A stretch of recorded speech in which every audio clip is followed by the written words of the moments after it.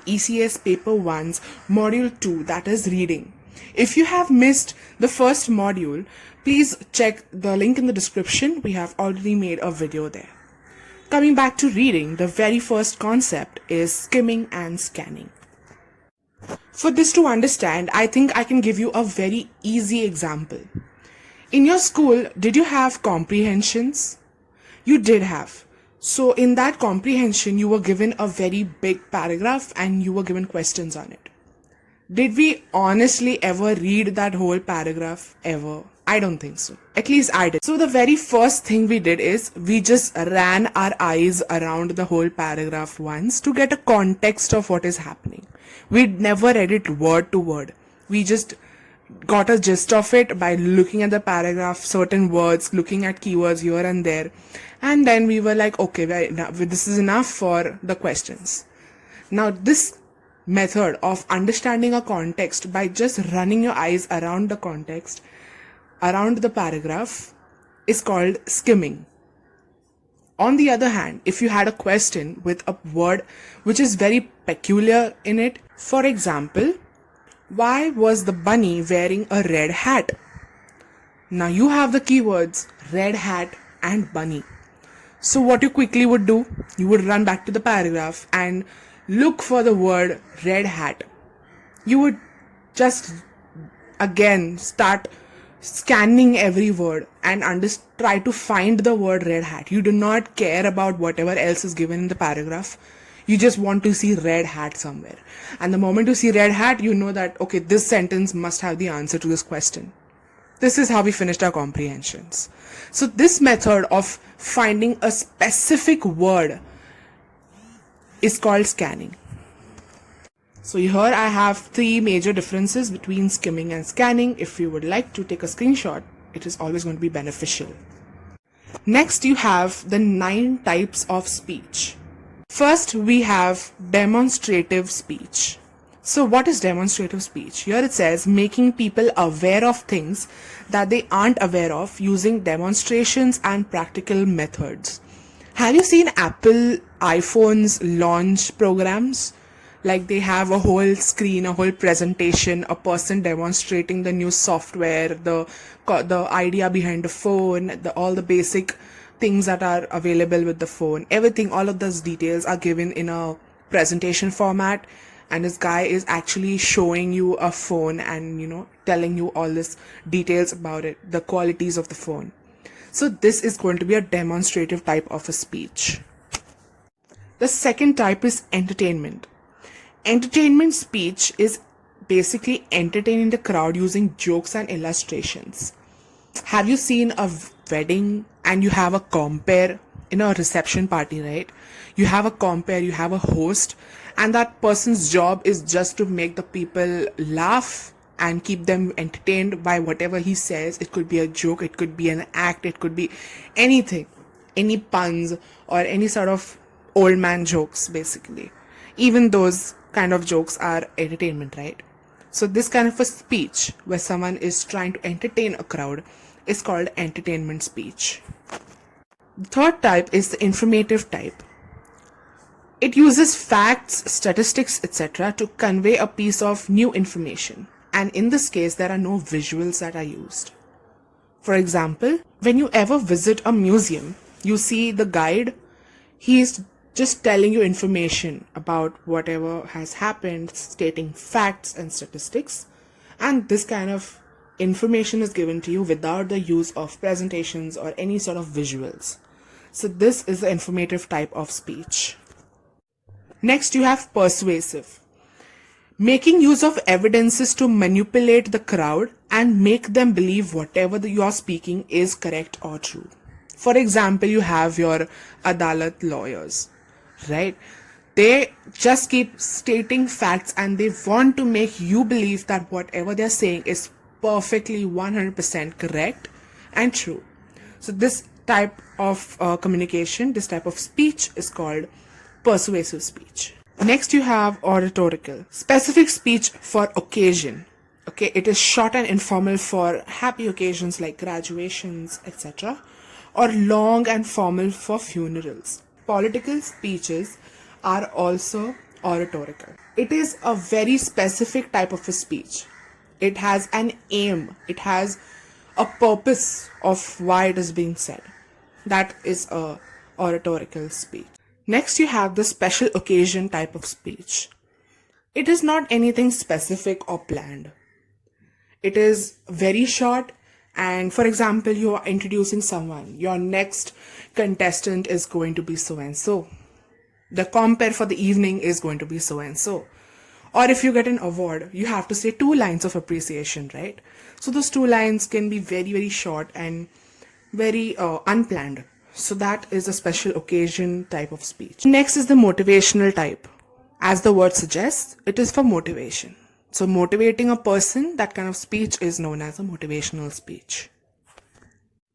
The 8th is the explanatory type of speech. It is very much similar to a demonstrative speech, but in a demonstrative type, you have the use of practical methods, you have demonstrations, you have presentations, but in explanatory, you do not have that. You have details in step-by-step method. For example, you're watching a cooking channel.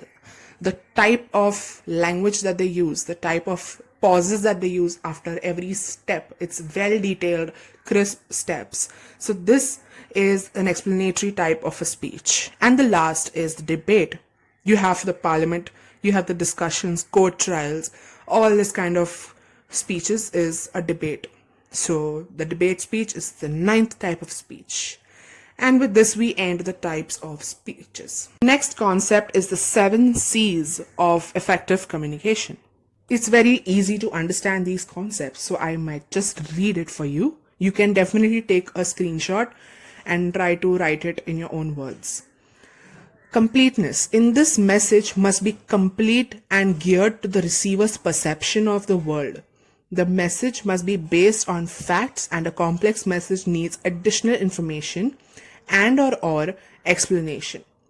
A good subdivision of subjects will clarify the message, as a result of which there will be a complete overview of what is said. Concreteness. Concrete business communication is also about a clear message. This is often supported by factual material, such as research data and figures. The words used as well as the sentence structure can be interpreted univocally. Nothing is left to the imagination. Correctness. A correct use of language has the preference.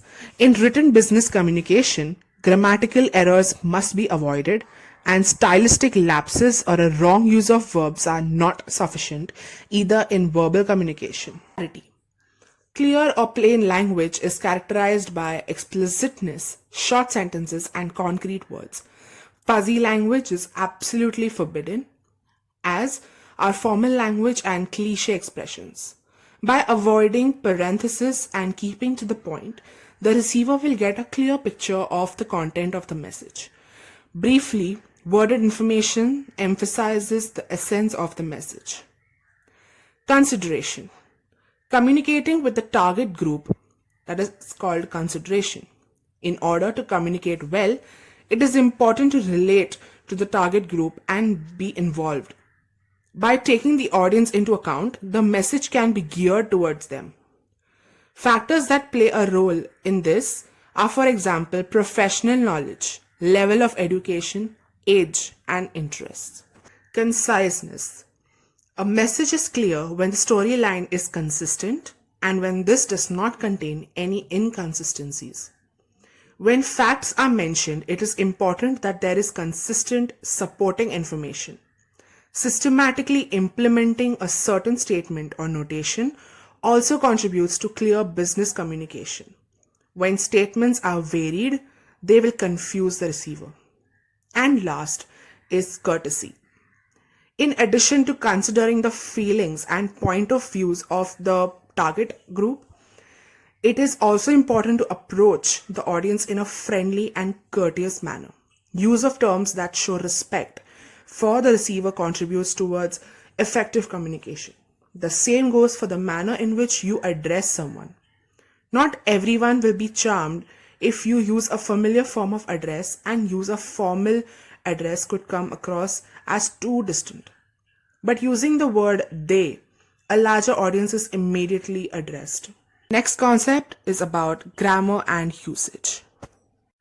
In this, you will understand what are the different aspects that build your grammar when you have any kind of a communication, and for that communication to be very effective. Using of phrases, structure of the sentences, using active and passive voices, using the correct type of tense, using idioms, spelling errors, using the correct homophones and homonyms. Idioms are words that mean something else. For example, you have the word no-brainer. So when you have a decision to be made that is very easy to make, you don't have to take any efforts about thinking about it. So that is called a no-brainer. That is one example. Or if someone says be on your toes, it means to be alert. So these are some examples of what an idiom is. And what is homophones and homonyms? Homophones, for example, you have we read a fairy tale in library. Here the word tale is T-A-L-E. And you have a second sentence, a rabbit has a fluffy tail. In this sentence, the spelling of tail is T-A-I-L. Though both the spellings of tail are different, they sound exactly the same. This is an example of a homophone. On the other hand, what is a homonym? For example, she wears a sparkly ring, R-I-N-G, ring. And the second sentence, do you hear those bells ring? In both the sentence, the spelling of the word ring is the same, but it has two different meanings altogether. In the first sentence, ring is a jewelry. In the second, you're talking about the sound that the bell makes.